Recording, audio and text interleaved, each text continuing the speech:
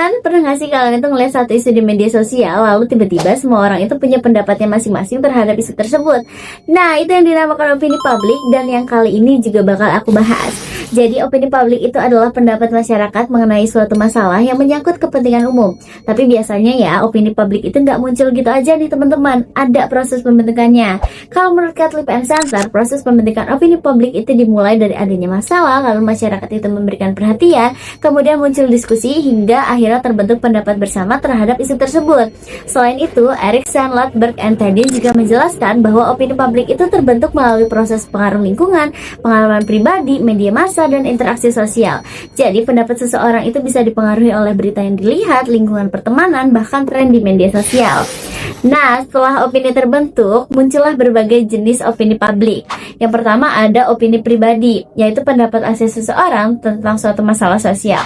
Misalnya nih, kamu ngerasa transportasi umum di kota kamu ini masih kurang nyaman. Itu termasuk opini pribadi loh teman-teman. Lalu ada opini kelompok, yaitu pendapat yang muncul dari sekelompok orang dengan kepentingan yang sama.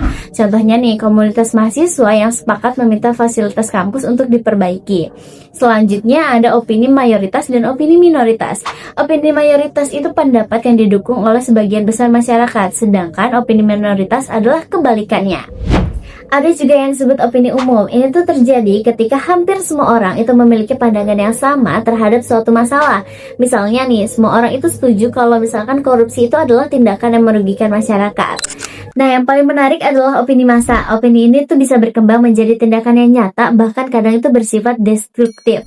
Misalnya, ketika sebuah isu viral membuat massa itu turun langsung ke jalan. Selain jenisnya, opini publik juga mempunyai karakteristik.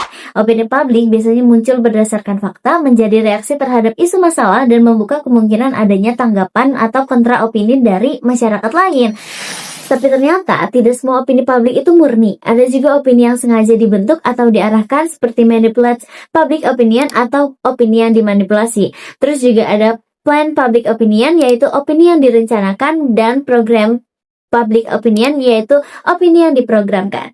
Karena itu, sebagai masyarakat, kita itu harus bijak dalam menerima informasi. Jangan langsung percaya pada isu yang sedang viral tanpa mencari fakta terlebih dahulu. Jadi, kesimpulannya, opini publik itu sangat mempengaruhi kehidupan sosial masyarakat. Pendapat yang muncul itu bisa membentuk cara berpikir, sikap, bahkan tindakan banyak orang. Maka dari itu, penting untuk tetap kritis dan berpikir objektif dalam menyikapi suatu isu. Tapi kalau menurut kalian, apakah opini publik sekarang itu lebih banyak terbentuk dari fakta? Atau justru karena pengaruh media sosial dan lingkungan sekitar?